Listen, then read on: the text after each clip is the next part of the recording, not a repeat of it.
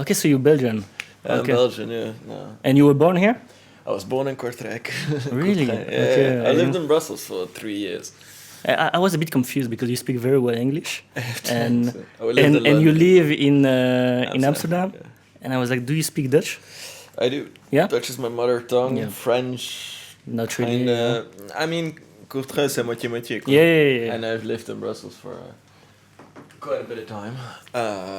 But I also lived in the UK, in London. So what's the quick intro to you? What's the context about who you are? The quick background. Ex-lawyer turned... Because just so you have the context about me knowing you, I'm very into all supplements. Yeah. I came across your supplement maybe like more than a year ago. Okay. I tested it when I saw it at Animo. Perfect. That's when I bought it, and then I went on the website to buy it again. It was more expensive. I was Yeah, like, yeah. but we'll discuss that later. Yeah, that's something we're working on. I was like, I'm sure he's not happy about it, but we'll discuss. We'll dig into it later. I mean, it was something we allowed them to do for the first month. So. But I mean, the context I have about you is I don't know what you were doing before. I know you're into sport, and you're very much into community building. True. And content. And I feel like you understand, like I mentioned like earlier, you understand the challenge of attention and fighting for attention, and the importance of, just like me right now doing a podcast. It's not like because I want, it's like a must, right? Yeah, it's the modern day gold, right? It's like content. It's what you need to do if you want to get the story out. Definitely, I think in what we do, which is essentially health, well-being, it's a lifestyle, right? Like it's how do you live your life to be the best version of yourself, quote unquote, whatever that means to you. But if you're not showing that lifestyle, I just don't think people will get bought into the brands. I think those days of the big faceless brands is a bit over. So no, and I do think every company, I think you said it earlier, should be a media company. Yeah. I mean, don't get me wrong, I don't think you can out-media a bad product or a bad vision, but you can definitely under-media, quote-unquote, or under-document a very good one. And essentially, even if you're sitting on the best product in the world, if nobody knows about it, nobody sees it, then might as well not do it at all. So you were a lawyer? Yeah. Really? Yeah. So my background is in law. Very long story short, I thought I was going to be Harvey Specter, and I didn't feel like that on 2 hours of sleep, which got me paradoxically very into sleep. I've always been into health, got a bit of an athlete background. My dad's an avid athlete. And that all started going quite less, like started slipping a little bit when my sleep slipped. Because I mean, corporate law, I did M&A, so mergers and acquisitions, it's very up and down. So you've got periods where you're working till at 3 a.m., 4 a.m. on closings, and then you have periods where it's a bit more relaxed and you go back in, back out. So the one thing that you have internally in you is a circadian rhythm, is a 24-hour clock. Your cells, your body, your brain, everything kind of goes on that. And that was the idea behind 8 hours. Because for me, that clock was all over the place. Like there was no rhythm, which made me, I wouldn't say, like, obviously that I wasn't very in line with what I was doing either. So there's a lot of elements to burnout, bore out, misalignment, whatever you want to call it, right? But that definitely became a lot harder because I felt like I was going against the grain. And then I quit my job, my kind of high-paying job, which I had studied 5 years for and an additional master 6 years for. Got a bit of a good old identity crisis. So what do I want to do with my life? Because since I started uni, it's like, okay, I'm going to be a lawyer. That's it. It's a well-paid job. It was clear. Mom and dad are happy because it's easy to say. My son's a lawyer. Nobody asks any questions anymore. It's doctor, lawyer, engineer type of stuff. After that, you're a bit in a void and you're like, okay, who am I? Almost. What am I? But that concept of sleep grasped me very much, and like general circadian routines, rhythms, and human optimization, whatever you want to call it, around the clock. And I don't mean that in a way of like David Goggins waking up at 5 a.m. and doing an ultra marathon. I think that is the side of performance that, don't get me wrong, I've done my fair share of ultras, but I think a lot of it is also in the kind of the step backwards you take before you leap forward. And that's kind of what where 8 hours kind of started fizzling. And how long did you work as a lawyer before? Just short of 2 years. So you survived 2 years still. I know it's intense. Yeah, I mean, don't In London? Both Brussels, Mhm. both, and then stint in London. But essentially, it's like for some people it's a great job. Don't get me wrong, but I think also for me, it just didn't the vibe didn't really align with who I am as a person. Like there's a little bit of Yeah. toxic hustle culture there. So it's interesting because you say it's always been your goal to be, a lawyer, have respecter. Did you have in you like the like entrepreneur DNA before? Like, have you noticed that before?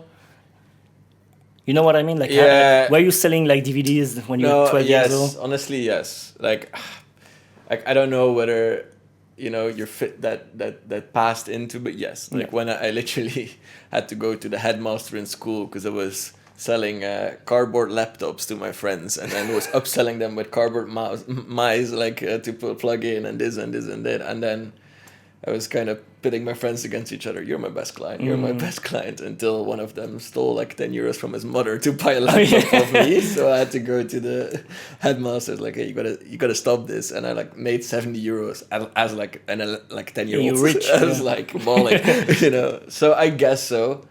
And I always really had a YouTube channel when I was like 14. Not cool at all, by the way. I was painting Warhammer. I don't know if you know the board game. I was the biggest nerd, but I also did commissions then. So people would send me their armies, I'd paint them, and I'd ship them back. And I made like 1,000-something euros as a 16-year-old. So you had that DNA. I guess so, but I locked myself up in an attic painting. I don't know if that's the entrepreneur DNA. I guess I always enjoyed the idea of creating something out of nothing and doing something with my skills to an extent. But then I got very bought into the idea of law, right? It's like my parents always used to say, and I mean, with not that they meant that they meant that well, but like of things course. like, oh, your family's like, oh, you talk so well, you should become a lawyer. And somehow I internalized that, and I was like, oh well. And then you're 18 years old. Nobody knows what you want to do. They ask you the most difficult question: what do you want to do for the rest of your life? And it's like exactly. it's too early. Exactly, and you've got like 7 million options, and you're like, what do I know? And I think then you go into the basics, right? You're like, okay, I know, or I think I know what a lawyer does. I think I know what a doctor does. I think I know what an engineer does. I'll pick one of those. And to be honest, it was just that. But then you get bought into that idea because you're in law school. Everybody's aiming for the same big firms. You're doing summer internships, and you kind of roll into it one way or another. And then, to be honest, once you're there, I do notice it's a little bit of a golden cage, right? Because you're making a lot of money, you got a lot of lifestyle inflation, got a certain prestige. I don't know. For some people that aligns. I think for me the trade-off became. Did you not like the let's say the politics of being a lawyer, or the vibe at the office? Define politics for me. Yeah, the politics, within the office, how people interact with each other, how they work with each other. Yeah, don't get me wrong. I worked with great people, but there is a bit of that, like, as I said, toxic hustle culture, where, for example, lack of sleep was a badge of honor, right? It's like, I already slept 2 hours yesterday, and they would say that, like, all month I had billables, blah, blah, blah, blah. I'm like, I'm hot shot here, I slept 2 hours. And back in my mind, I'm like, why are you boasting about that? Like, your testosterone is through the, you're so like, bad, literally, you're going bald. Like, I was like, it's not necessarily a flex. So that I found a bit hard when people started like really pushing that whole hustle mentality. And were you really like working, like sleeping 2 hours at for times, a long time? At times, like again, if it's deal season and you're on a case, the thing with law is the fees are really high because you're essentially always available for a client. That's the whole thing, right? Whether it's Sunday, Saturday, doesn't really matter. Again, there's different firms that approach things differently. It also depends a bit. I work sometimes on American deals, then you're on American hours. Like, it depends a bit. And I'm not saying the whole space of law is bad, not at all. Like, if it's your thing, great. But I think it was a mix between misalignments. I don't mean that can't be a good way, but just also for me, the trade-off between my health and all that stuff, and like my performance, whether that's physical or mental, just didn't stack up at the end of the day. So I made a change. When you were a lawyer, you were already into biohacking and optimization, health optimization. Yeah, because I imagine I'm like that. Yeah. If I had to do that work, I would be like, oh shit. Maybe there is that kind of thing where I want to do my work and push. Yeah. But at the same time, it's like, oh, blue light. Oh, I need to sleep 8 hours and everything. So it's like a fight within yourself. Yeah. But so you were that person? I was, yes. I definitely became that even more because obviously, because it is more my space, I'm even more and get the opportunity to talk with a lot of more of these types of people, etc. But yeah, I was always interested in how does the body work, how does the mind work. I always was into neuroscience a lot, for example. I was reading a lot of books on those topics. I was always listening to Andrew Huberman's podcast for 4 hours. Like most people wouldn't sit through that. So I definitely had an innate interest in it. Did you try the bulletproof coffee at the time before Andrew Huberman? Yeah, no, I didn't actually. It was the craziest thing, like putting butter in your coffee. Yeah, the like MCT and all that stuff. Yeah. I mean, I've never done it myself. To be fair, I think a lot is marketing, to be honest. Yeah, and a lot, there's definitely an 80-20 principle where I'm like, okay, a lot of this, what is the real trade-off, right? Like people are trying to be so optimized that they over-optimize themselves so far that it becomes so rigid that things break really quickly. And there's actually proper science behind that as well. And they don't even look at the basics. Like exactly. They focus on the details that don't really exactly do like anything. Look at diets, for example, right? If you got paleo, keto, 1 meal a day, OMA, like whatever it is, you got a million things of pure meat, carnivore, all that stuff. And for some people, certain things work. But then if you look at the common denominator between all of it, is just, okay, they're eating less processed food. Yeah, and everyone is different too. And everyone's different. But also the basics still kind of for everyone apply. If you're going to eat less processed food, you're going to eat more consistently. Whether that's in a keto, paleo, this or that version, doesn't really matter that much. But then you do one thing, that works for you, and then you become an evangelist pretty much for that one thing. And that becomes... I always have a bit of an issue with people trying to push their truths on you. Yeah. Because that's their truth. It's a carnivore diet right everything. Now. Yeah. And that goes, by the way, for the health perspective, that goes for entrepreneurship perspective, that goes for a job. That's why I'm a bit conscious about not saying a law was shit. For some people, that's the right thing. Yeah, of course. Just not for me. Yeah, no, I agree. And so you quit being a lawyer, which was kind of your dream, not really, but kind of. And so you're in a void. What do you do at that point? Do you take a break for like a few months, a few years? Yeah, I actually took 6 months off. And you travel? What do you do? Yeah, I traveled a bit, but maybe to get back to your earlier question, maybe the entrepreneurship thing was instilled in me because I actually started another company, also in sleep. What was it? We sold silk eye masks, silk pillowcases, lavender sprays, things to make the bedroom nice. Because I was very into that sleep. I also at that point, like I was doing some personal training on the side, and I started became a sleep coach and started incorporating that as well. So yeah, that was like, I guess, my second outlet. I'm like, okay, I want to do something like with this sleep passion. And to be honest, I also literally took 6 months to find my own balance again, like very much, both mentally and physically. I was like, okay, where do I sit at? Like, can I lock this back in? Which is a direct like pivot to what 8 hours is right now. That formula, the sleep supplement, I did that solely for myself because I was trying to fix my own rhythm, my own sleep, and then kind of pivot into that. And so the first attempt with the sleep company was nothing to do with supplement. It failed. I let it simmer out because I was still running the two on board. To be honest, I did a lot on like a little story on that as well. I sold a lot on Amazon and Bol.com, so the more marketplace businesses. And it didn't go like, it never went crazy, but it was quite easy. It was literally keeping it in stock, pretty much, right? Once you got your listing, etc., you could just keep it in stock and it run over. I think our best month was like 30K, 40K. Not bad, yeah. No, not bad, but I also understood, because here's the balance, right? You got a company, a passion, and then you got viability of the business. Yep. You can only sell someone 2 silk pillowcases, really, and they're easy to ship and high margin. Great.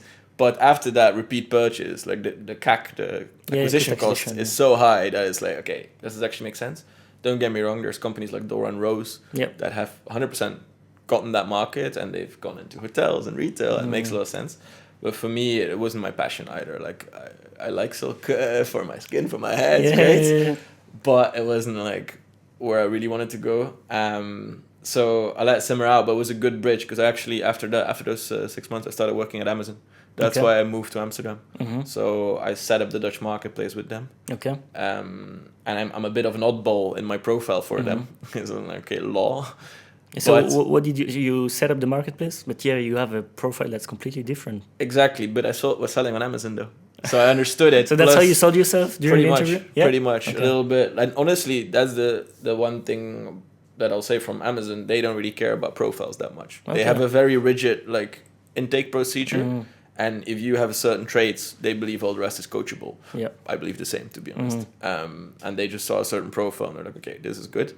Plus, it helped that because we were doing Netherlands and then Belgium was going to follow on Dutch, French, and English. It was easy for them. It was really cool because like I landed in a team, I think we were 8 in the beginning. And it felt like we had the biggest venture capital backing ever, because obviously Mr. Jeff has quite some money to do a go-to-market strategy. The goal was to kind of get Bol out of the way. That didn't really work that much. Well, it's not out of the way. It's you know what I mean? Competing with that local marketplace. But it gave me a lot of exposure there and then as well to e-commerce companies. Because we were talking to all these entrepreneurs that we were trying to convince to come sell with us, right? A new channel. And those are bigger names and smaller names. And it was quite interesting because often I hopped on calls and... it's like these 25-year-olds doing 30 million in revenue. And I'm like, all right, it's interesting. So yeah, it was a cool, let's say, foundational ground for me as well. And then I think as soon as the company it grew a lot, the Amazon team, I mean.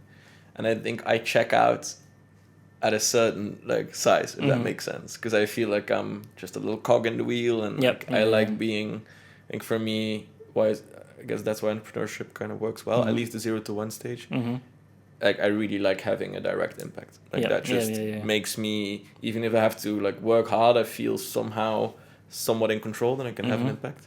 And at one point at Amazon that became hard because it's like, okay, you're now in a team program manager in a team of 30, you gotta do so many checks and balances. Essentially, if I want to change this big of a button, I need to jump through 40 hoops. Yeah, it's a corporate company, so you don't see the impact. They do a decent job, I must admit, to like keep the culture somewhat alive. But obviously, at their size, it's good you were there at the beginning for that market. Otherwise, maybe you wouldn't have been a big fan. No, well, no, but again, it's a good company to pick up some stuff. It's interesting you say you were trying to convince those brands like probably on Shopify doing 30 millions to join Amazon. Yeah. I was in e-commerce and I know when I work with brands I usually tell them, look, it depends obviously on the time between today and 10 years ago. A lot of things happened, but obviously you don't own the data with Amazon, and you need to figure out a strategy. If you're Amazon, how do you bring them from Amazon to your website direct, right? But what you were on the other end, right? So what was your pitch trying to convince? I mean, you gotta be there, full stop. Like it's like the brand name is so big, you don't even pitch, you just say. Exactly, it's not like pretty easy, but the thing is on Amazon, compared to, for example, a meta advertising paid strategy, right? Amazon, everyone has really high buying intent already. You're not looking at funny cat pictures on Amazon. You're there to buy. So your ACOS, your average cost of sale, like your advertising cost, is way lower. If you can just get them. It's good offer, good listing, clear shipping on Prime, etc. And they trust Amazon. So you don't need to build any trust. So as a new brand, you can quickly get there. A lot of pushback you get there is like, oh, will it cannibalize my own sales? Honestly, tiniest bit, but you're really tapping into a new space more often than not. Completely agree. So this is my Amazon hat. My now entrepreneur hat. We don't sell on Amazon, nor would I right now. And I'll only do that. We will do that. We believe in omnichannel. But we'll only do that when people will immediately look directly for 8 hours. So if our brand equity or brand name is strong enough for people to come there and find the brand, Not if I need to fight against 17 Chinese knockoffs when I don't have the real estate to explain why my price is triple the price. That just doesn't make sense. Because on your own website, you can take people to a flow. You have a CRO, like a conversion rate optimization vibe. You don't have that on Amazon. It's offer, and what like the block comes there, and there's all of your competitors, and then you can put it higher with ads. But again, like if your price is 50, they're not even gonna click it. It's kind of a trap. You have to think thoroughly about when you launch on Amazon. You cannot, of course, the pitch. It's so big, you have to be with us. But as the brand owner, you have to think about the strategy behind, because I think it can wreck your business if you do anything. I mean, it's what your water blooms, right? If you think it's just flipping on a switch and listing your product and it'll go, no. Nothing will. Especially the data part, right? Because right now, we have less access to data with GDPR and all the iOS updates, etc. So it's even more valuable than 10 years ago. Agreed. That's why I'm always I think 3 times before launching on Amazon. But at the same time, it's so easy so tempting, right? It's you can go on Amazon, launch and do volume, but then we'll touch also on doing sales doesn't mean making money, right? No, that's a whole different thing. No, I again, to wrap that up, I think it is a great channel and it can be used correctly, but as you said, you got to think about it, as with everything. And I think definitely in the beginning, for us, it's all about understanding the full customer journey, hence the data. Once you have that, then you can make an informed decision on, do I want to go on Amazon, yes or no? I do think, honestly, I speak with a lot of other brand owners, also through our investors, we have a good network these days. For example, weirdly enough, TikTok feeds amazingly into Amazon. Because those two work really in conjugation, and that's things you wouldn't expect, but then it makes sense. So it all depends on your approach and whether that puzzle piece works for you. Also depends on, are you a premium brand? Are you a very price competitive brand? Are you going to go for a race to the bottom or not? It all depends. I think there's a way to do it right. There's 10 ways to do it wrong. So supplements is not the market it's a big market, right? But there's also a lot of competition. So did you pick that because obviously you explained the history of being aware of sleep deprivation and all of that? Was it did you think about the business model, or is it a passion thing? I mean, it's a mix, right? Yeah. I think passion is great and you need it because it's a competitive advantage, right? If you're building and you're passionate and you love it, you're going to outlast anyone else that's in that space. Because when it becomes tough for you, it's still fun for me. I'm just saying, right? But I also think we got pushed passion. It's follow your passion, you won't work a day in your life. Biggest bullshit in the life. 80% of whatever you're going to do is mindless numbing. But that 20% makes it all worth it, at least for me. So with that preface, you got to look at your business model as well. Entrepreneurship's like surfing, right? You got to be in the water, but it's way easier if the wave goes up. Same with health, well-being, and you need to make sure that your engine underneath is at all viable. And that's, for example, why the supplement industry has its advantages. High margin, repeat purchase, of course, works for a subscription model. It is something these days that's with the health and well-being is very much going up. Trackers, everything, we can talk about that later. But it's a combination, right? You gotta be honest with yourself as well and look at something and be like, okay, can I turn this into a business? But when you decided to launch 8 hours, it's when you do a market research, you're like, oh shit, there are way too more brands that I thought. You know what I mean? It's you have 20 brands on Amazon selling the same supplement. Obviously it's not the same, right? So you have some people saying it's there was a brand of creatine, gummies, etc., doing in China. Obviously, I'm sure, I know Johnny well. And then there was that whole thing about not having creatine. I looked into it and I was I reached out to a company in China and I was like, can I have creatine gummies? And then the guy was super straightforward with me. He was like, look, it's not possible to have that many grams of creatine into a gummy. And then 2 weeks later, it happens with overload. And I was like, oh, shit. I won't, no. Yeah, but like the real question is like, so you go above that. You like, I can win still. Look, if I would look at a market, right, and then there's no competition, it's a problematic too. then there's no market. Yeah. Like Yeah. if somewhere there's a lot of competition, it means it's a viable market, and there's a lot of things. There's 9 billion people on this world. To create $100 million business, you only need to scratch not even a percentage of that. Right? You know what I mean? Like that's already a lot, and you're having $1 billion valuation essentially. Like competition, I get it, right? It's scary, and people overanalyze it and look into it. Yep. I don't think that's a good approach. I mean, look, I de-risked myself. I built 8 hours while I was still at Amazon, right? Until I found myself at an inflection point where I was like, okay, this has legs. So there's ways to do that. I don't say jump into something without looking at anything, but like do it. It's all in the action. Everything you ever wanted, all the information, all the knowledge is on the other side of the action. Competition also fuels, because like imagine if I'd come into a completely new market and I need to do all the education. Yeah, you know yeah, how of course. expensive that There's is. a balance. Exactly. The reason I'm asking is because obviously I know you've raised money not too long ago.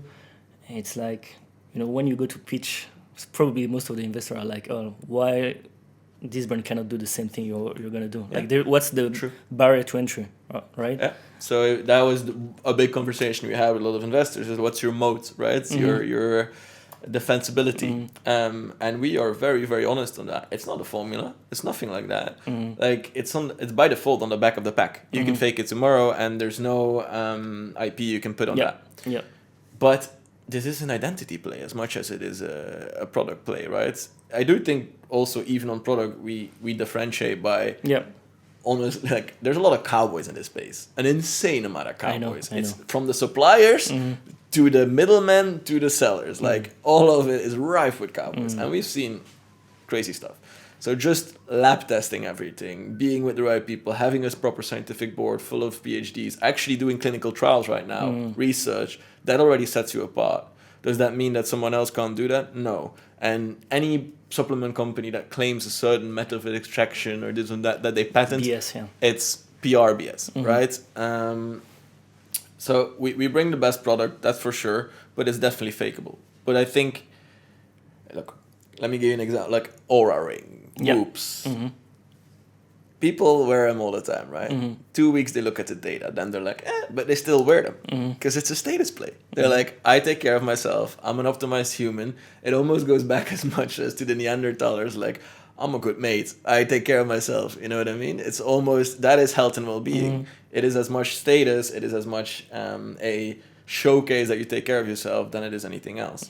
That comes with a certain identity. People link it to their identity. And that is kind of what I think we've tapped into decently is us as a founding team, we do what we preach, right? We live what we preach, and B, we have there's this entity of what it means to be an 8 hours customer, what it means to be an 8 hours optimized human, what it means to be aligned with your circadian rhythm. Like there's an identity we're creating, and obviously that takes time, but I think that is a competitive advantage. Like just to sum it up, they can fake the recipe, but the sauce will not taste the same. And I do believe in that. Like that's, and plus, I'm not gonna lie, in investments, it helps if you got good numbers. it's both, right? Like I can pitch as much things as I want, and then they're like, yeah, show me the proof.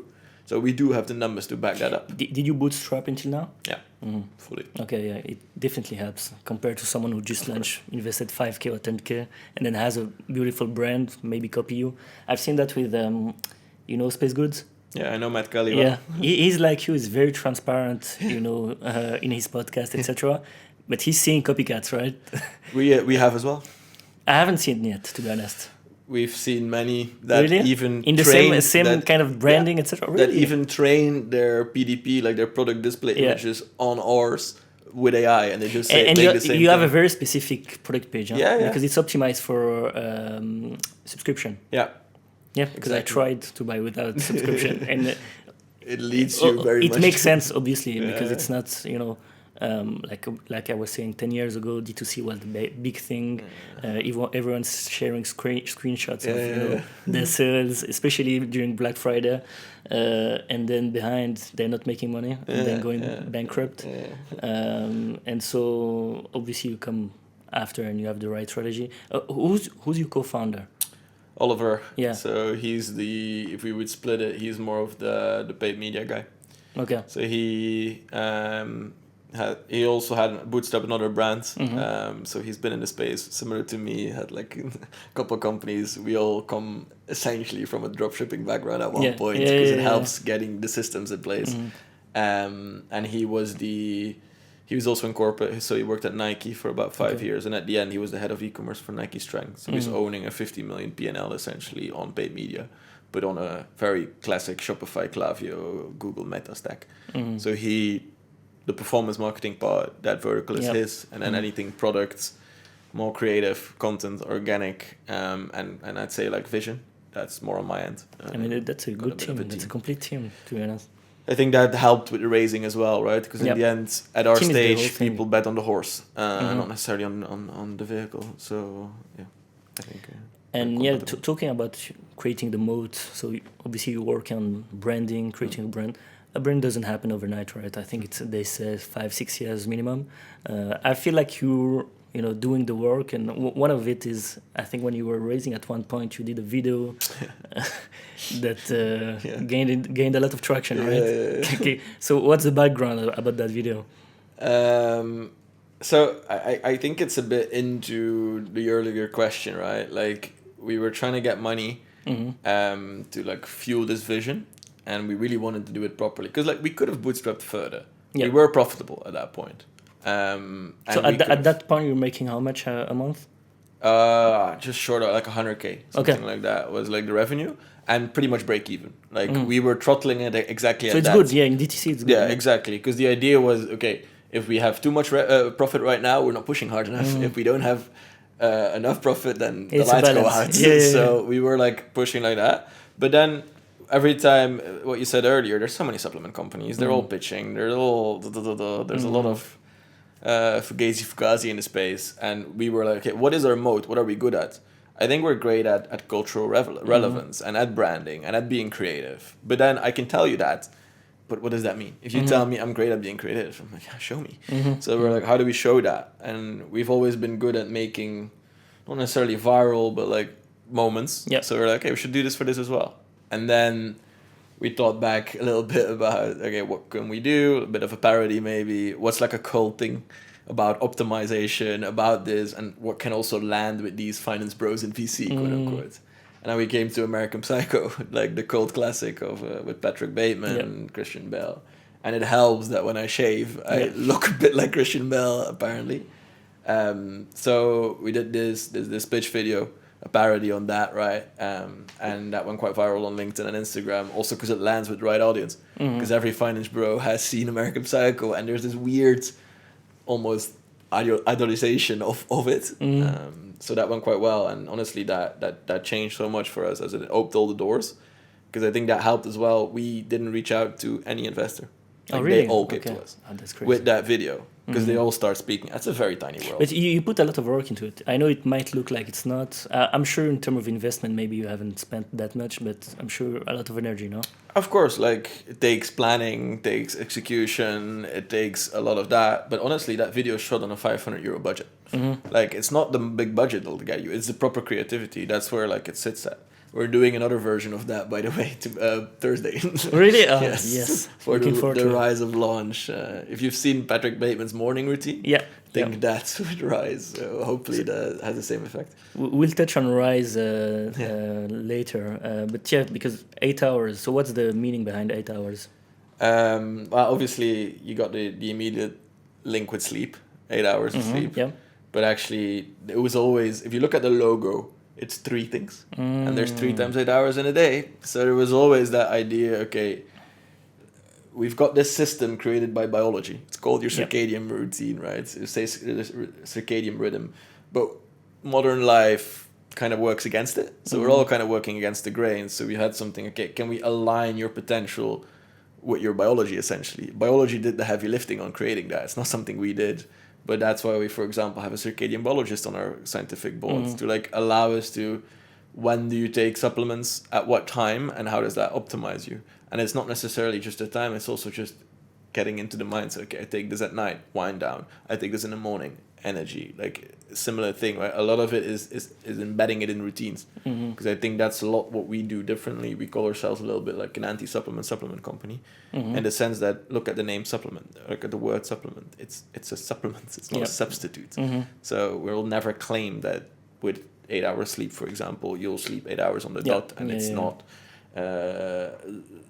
like it's not Xanax or Solidum or whatever. Like, it is a tool that will give you maybe 5 to 10% at most. But that 5 to 10% compounded is a lot. But you also need to do the work. And that's why we're so heavy on education. That's why we have sleep coaches doing consultations with our members. That's why we push so hard on content around education. Why we're even now building more of a health platform in the back. There's a lot that we're developing with. But essentially, we've got this 3 times 8 hour system. And we divide it, it's a bit simplified, but 8 hours of sleep, 8 hours of performance, which is rise coming in there, and 8 hours of focus. That's a bit for that afternoon lull, right? Because now people grab towards coffee, which then interacts in their sleep, and bam, you're out of your rhythm. So that's kind of what we're trying to do with, you got the wind down with sleep, you got the energy the morning with kind of rebalancing your system, with rise, electrolytes, creatine, taurine, B5. So is it going to be electrolytes? Yeah. So not electrolytes. I was going to ask, because everyone is doing electrolytes now. But every brand is jumping on it. I agree. And it's not like electrolytes is part of it. But you're not selling it as an electrolyte? No. Okay. No. We don't do like a single thing. We look at a very clear benefit. For this one, is it how do we set up our system for the morning, essentially? How do we set it up so we got sustained energy? That's why it's called Rise. It's something you take in the morning alongside your coffee, or whenever you want it, kind of. But it's creatine. Like, that's one of the main ones, because one of our scientific advisors is doing a lot of clinical research to creatine for sleep deprivation, actually, with midwives, which is quite interesting. And for the cognitive enhancements, which is kind of pushing creatine to its moment.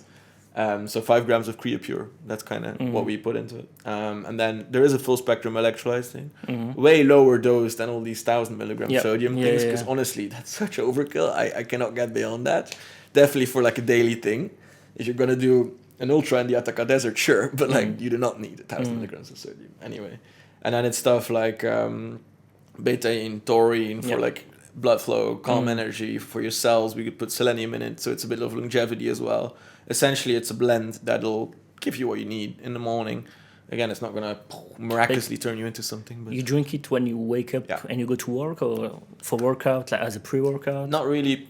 Somewhere in the morning. Again, it's very much about what works in your routine. If you hit the gym first thing in the morning, great. This will be great. If you fast, perfect. This can be it'll keep you fasted. There's no sugar in it. Like, perfect. If you just drink black coffee, take this alongside, because coffee does dehydrate you. Electrolytes will help. Like, it'll give you that taurine will chill you out, because people think taurine's and Red Bull for the energy. It's the complete opposite. It's there to calm you out for all the caffeine buzz.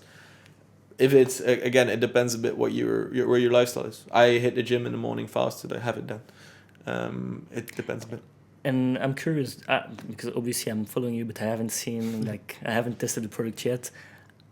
Have you put sugar into the Rise? No. And why? Because again, it's like the only reason you could put sugar in electrolytes, which I will agree on, if it's a workout thing, because the sugar will actually pull the potassium and it'll be better for your hydration. But this is just a morning thing. I don't want you to like sugar crash. So there's even the only thing we put in there is but it's 0.03 right now is stevia. But stevia, just because it needs to be palatable. But stevia has as soon as you do it a bit too much, it has a weird taste. And it's got a bad name too for some, like, not everyone is a fan of stevia. Yeah, which I don't fully understand, to be honest. Same with the whole aspartame thing. I think sometimes people pick on things too much as well. I don't understand why. Like, I've seen no actual clinical research on stevia being bad for anything. But people think, oh, it's sweet, must be some trade-off. And I do agree. People just search for, the devil in details. So that. But again, it's more of the flavor as well. It needs to be palatable. And you're going to have one flavor? For now, yes. And then building on that. And it's very much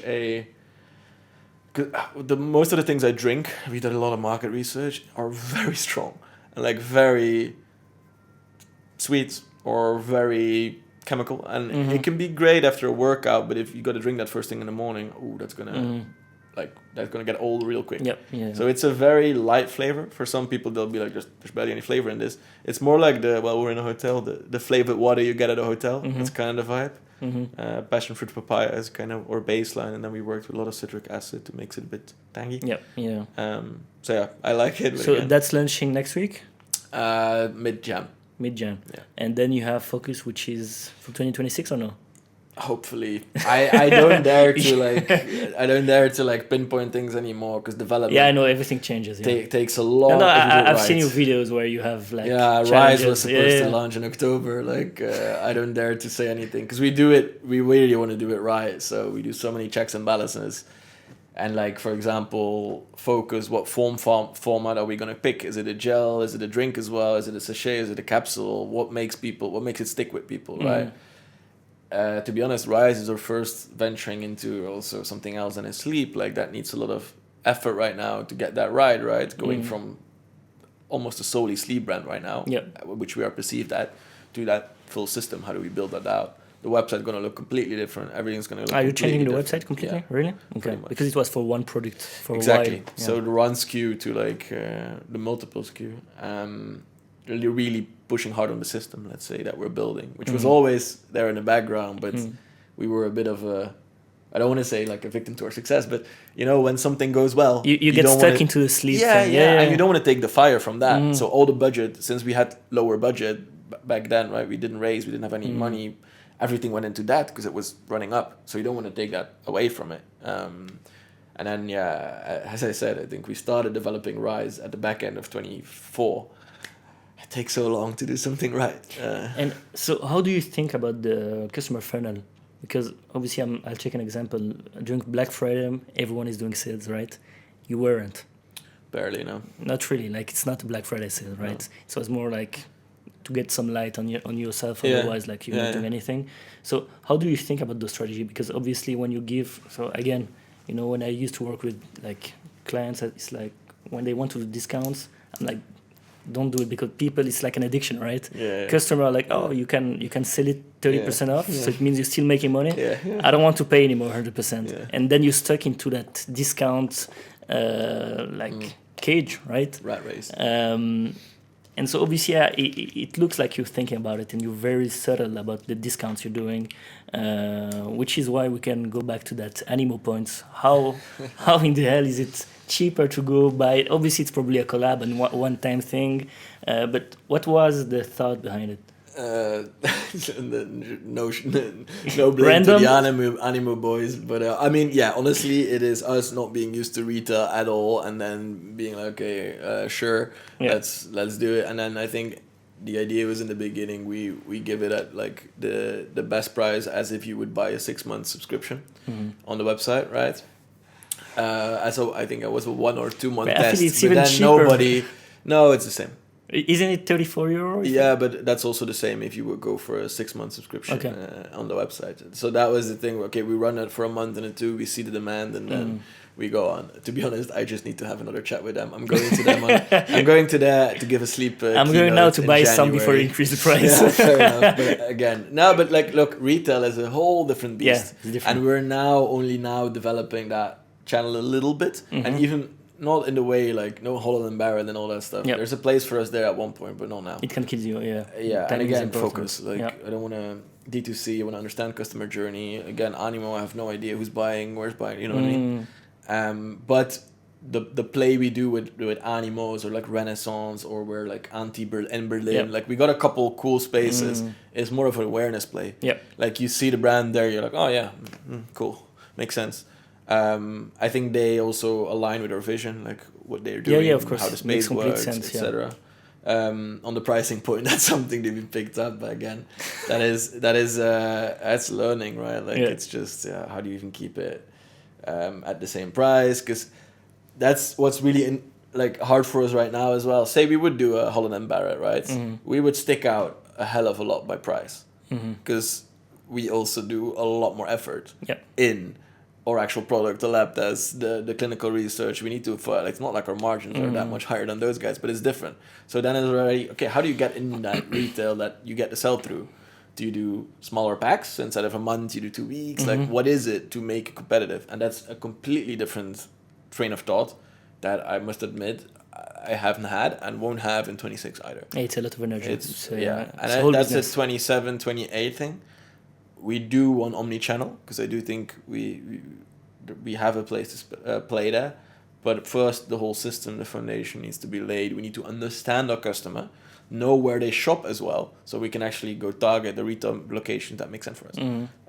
I think that should probably be any entrepreneur's first 1 to 3 years, is just understand to the biggest depth that you can, like who your customer is, who you're actually creating for, who's your ICP. And I would say if you can align it with yourself, even better, because you only understand really yourself. Yeah. That's how we started. I created this brand for myself. I like the brand, like, you know what I mean? I'm proud of that stuff. I like it because it attracts me, which is great. But at one point, of course, you got to venture out, it's broader ICPs, and that's timing is everything. But so you mentioned focus. What's the focus right now? Because, when I look, and that's the first thing that sticked out when I first came across 8 hours, or I believe it's on the 8 hours profile, is you have 3 different accounts, right? You have like a community account. Yeah. So how do you manage all of that? Because obviously you don't have a big team, right? No. So you cannot do everything at the same time. Just for the same reason, you cannot be doing like retail. How do you manage all of that? Are you out of focus at some time? Yeah, of course. Like, there's always, of course, you're out of focus sometimes, and there's always that that other channel calling you in the back, hello, sales, like something like that. I think the one focus we have right now is building out that system. That's very clear. And just, okay. But again, you need to take it step by step. Say we launch Rise and it flops. Yeah. That also means something. Now we need to deviate again. Like, you can't be like, I can't focus all of 2026 right now and be like, this is exactly what we're going to do. Now what we're mostly doing is, okay, we take a couple big bets and then we need to wait whether the bet materializes or not. Yeah. And that's the same what we do. Like community, for example, we made our first full-time hire, and that's a influencer or like creator, community, and partnership manager, meaning exactly the 3 things. Community is important for us, and I'll tell you why. It's it's fun, but B, honestly, it feeds back in so many other pillars. Yep. All the content goes into paid, goes into, you have a community of testers, you have something tangible, people get an idea, the identity point is really important. You got content, which is so important, and people get a feeling of what it is. They get introduced to the brand, like new ICPs, like ideal customer profiles, lock into our brand because of that. Because like, you got the biohacker bro, you got a bit of the performance me type of guys. And then now you have, for example, the yoga girlies. And I say that with all due respect, but they come to the events because it looks good, it's fun, it's at nice locations, they want to try an ice bath. You know what I mean? Like, it allows you to test quicker. Same with, like, if we launch a new product and we need a test group of 30 people, it's fixed like this. So that's a big bet for us. Creator as well, similar thing, because paid media is great, but you hit a ceiling somewhat. No, I don't want to be on a meta CAC treadmill where it just becomes less efficient the more you spend. Because it will, to an extent, right? Like, you need your limits, but it will. And then the third one is partnerships. So that's exactly like an Animo. That's like Anti-Berlin. We were chatting with Emirates at one point to become like the new like hotels, for example. Instead of a chocolate on your pillow, think 2 capsules of 8 hours. Like, people are thinking about health in a completely different way, right? Like, Equinox is doing full suites that are dedicated, red light, 8 sleep mattresses, all that stuff. So those are the bets we're making. And then we dedicate a budget to that because now we have a bit of budget. And then again, at one point the budget's out and then we need to wait till something feeds back. So I think for us it's really important now to lay out the system, like the 3 times 8 hour system, because that is our benchmark or that's our baseline. Keep doing development. We got a couple cool things in the back, like bigger bets that we're just assessing feasibility, but that's like a 2-3 year process. And then focus is still, okay, literally test fast. If something works, double down on it. If it doesn't, kill it quickly. And we've done that, and quite, like, whether that's certain marketing campaigns, whether that's certain channels, whether that's certain things, it's a balance, right? I think 30% is doing what works and keep pushing on that. 30% is doing completely new things that you have no idea. Some of those will work, other will not at all. and the other 40% you do not know what you're doing. Yeah, that's true. It's idiots all the way to the top. And what's one thing you thought would work and failed completely? Whether it's a product or a channel. Like the one thing that I must admit anticipate a quicker like return on is, for example, the YouTube. We're doing like these behind the brand stuff, really like high end production, putting a lot into it. And don't get me wrong, we will keep pushing because it creates super fans. It creates the type of people that will buy pretty much essentially anything. You have a few thousand followers, no? Yeah. Obviously, you don't have 100,000 followers. No. And I understand that the energy you put into it, I know it's difficult. Yeah, true. And again, it helps for sure because again, I do think you need to make yourself that voice of authority, and that type of that helps. But also, what your water grows, right? I'm not a full-time content creator, nor will I. I'm an entrepreneur. Like that's my baseline, right? But that is something that I anticipated to kick off a bit quicker because of the effort we put into it, the budget we put into it. It's definitely like a leaking bucket currently of money, but we do believe in it because, as I said, if you get people onto that, there's a tipping point there. At one point, if something hits, they can feed back into YouTube and watch 12 hours of you, which I don't know if you ever heard Daniel Priestley is kind of his whole personal brand thing. And I do think it's the age of the, call it creator, call it personal brand. People want to connect with people, right? So that's a bet. But I can't say it completely worked. And then TikTok is another one, I must admit. I don't understand it. I'm not on there. I'm too old. I don't know. But it just didn't work at all. It's frustrating because you're leaving money on the table if you're not using it properly, right? Yeah, but again, focus. It's. And then sometimes you think this thing, I think maybe that's agencies. Agencies are difficult because you have a lot of BS agencies promising like the moon and then delivering nothing. So it's a challenge, but it's interesting because you said Meta is not sustainable, which is completely fair. I agree 100% with it. It needs to be part of acquisition, one of the tools. Do without it. But what system are you trying to build? Obviously, you have some pieces right now, which is the YouTube. You have the paid. You have some video you put on your personal profile or sometime on 8 hours. But are you trying to create a system where everything feeds into each other? So where you can test a piece of content organically. If it works well, it means you can push it unpaid and then get more for your money. Like, are you trying to build something like that, or are you struggling with it? I mean, essentially struggling with it, but that is probably our biggest bet of 26 is, again, as I said, full-time role, head of creator, that's for the Netherlands. And then actually he's an old friend, but he used to run creator and influencer at Gymshark and then at Pure Sport. Two brands. Pure Sport, they're very good at marketing. Exactly. Gymshark as well, I'd say, community, those are the two things they do well. So this guy, and then he actually did an agency, a good one, I'd say, on events and stuff. So he knows community. He's a brand builder. And he's coming on board as of February as I'd say the third cog in the leadership team. This is still event and collab, right? Sorry? This is still event and collab. That's not really, creation. Yes and no, not really, because the idea really is, which is something we've been testing now with quite good results, is you find a creator that aligns with you, right? You give them the product, they test it, they like it. Okay, organic or a collaboration right there. That is something you can put on organic. You put an organic in a collab post, or you whitelist their ad if it works well. You push your money in, and you're going to get return for your money way easier. If they work well on organic channels, it's way easier to cap the spend because they're just getting an affiliate discount, right? Even if we give them 40%, 50% of the sale, that's still cheaper for us than going to a Meta. So that is something we want to double down on, where we've created something now and kind of recruiting for now, something called 8 Hours Labs. And it's our idea of getting 5 to 10 people, or ICP, but different flavors of it, if that makes sense. So we got the slightly older biohacker bro. We got the yoga girly. We got the athlete guy. We got the more corporate athlete warrior. It's essentially all these people that want to get the best of themselves. They want to do it all, but sustainably, and that understand that rest is part of that. And we put our content engine on top of them. So we create mini documentary series. We create how they approach performance, how circadian rhythm, etc. works for them.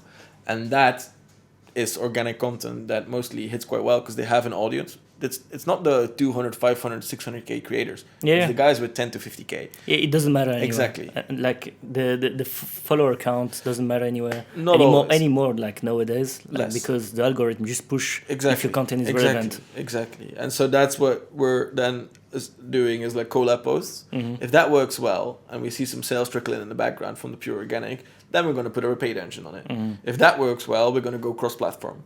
If that works well, we're going to make 15 variations with that creator, and everybody's incentives are aligned, right? And we do it always from a way where literally, mostly they're either already on a subscription, and we get them from there, because we cross-check our customer list with social media profiles.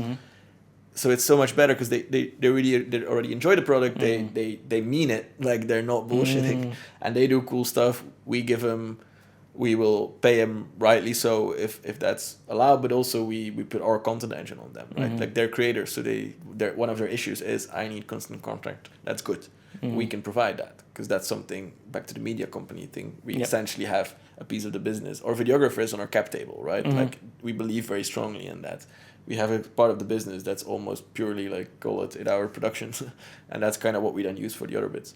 So I'd say that is a system that we're trying to build that takes us also broader than just the meta treadmill.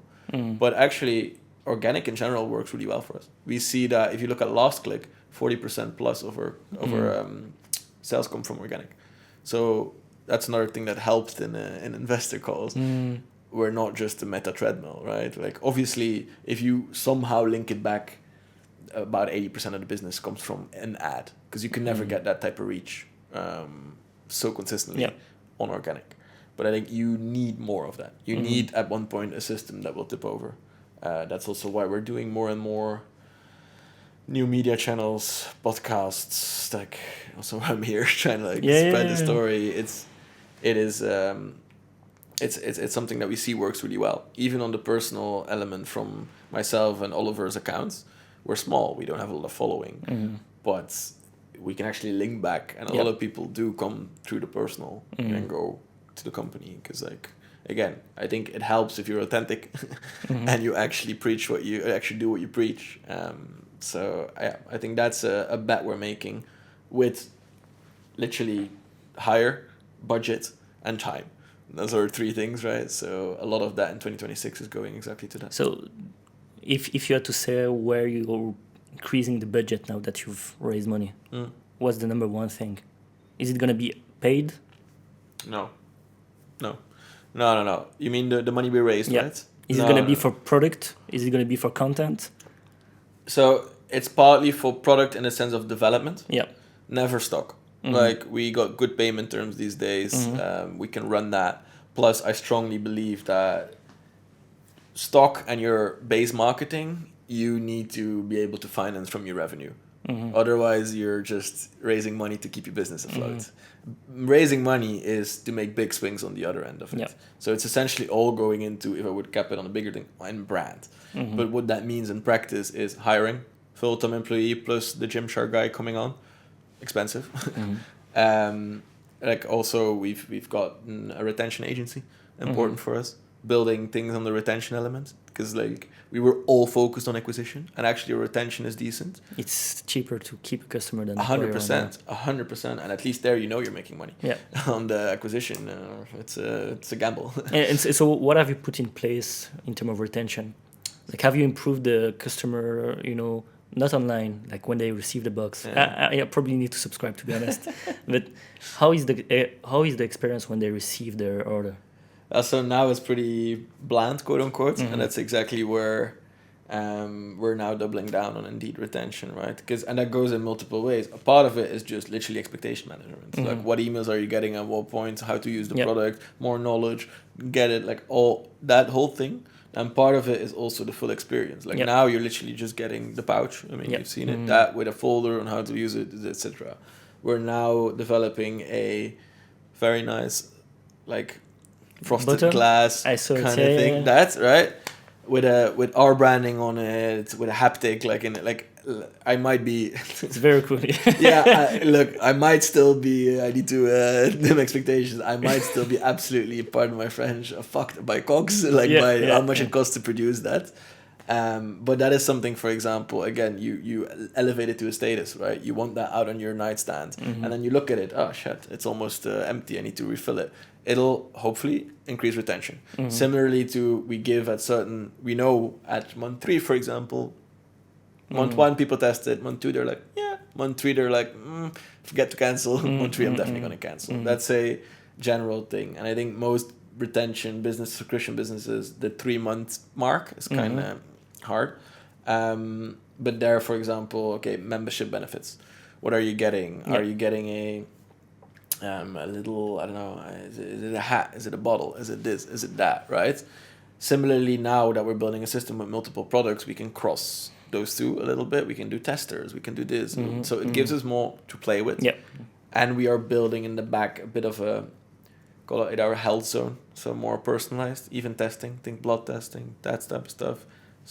More a longer shot, but that would allow obviously for metrics to be tested, which hopefully increase retention, because if you're in a 6-month program with 2 tests, you're probably going to stick around for those 6 months.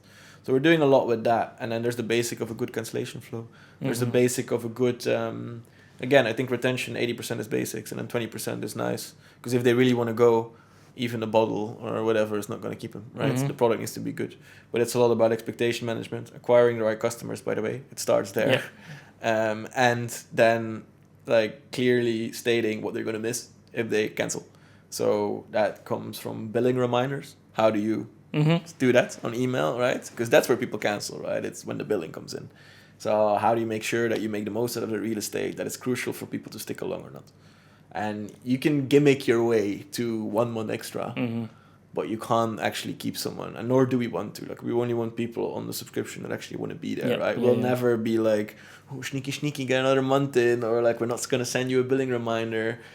Yeah, that's what I was going to ask, because you mentioned the cancellation flow.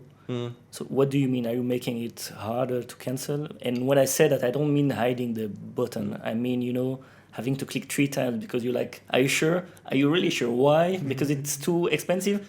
I'm giving you 20% off, or still want to cancel? You know what I mean? I had that experience, which is, to be honest, it's not that bad, but do you know Mudwater? Yeah, the coffee. So I signed up, and then I wanted to cancel. Yeah.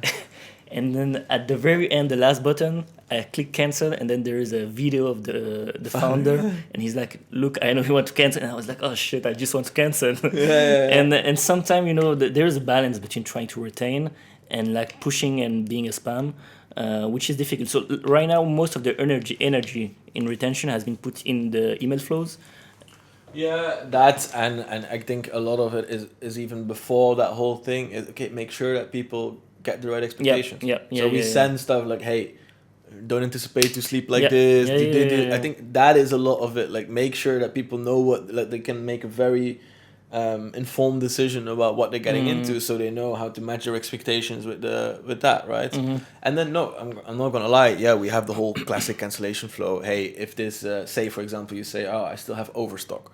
I didn't use them all. We're like, hey, skip a month. Delayed, skip a month, right? Like, I mean, obviously you're gonna do that, of course, and actually you win back about 10%. So yes, same with a cancellation flow. Like, okay, next month we might add, for example, a sachet of rice for you, etc. Like, you can test something like a tiny gift, etc. Like, but it's not about making it hard or having 17 videos pop up of me begging you to stay on our subscription.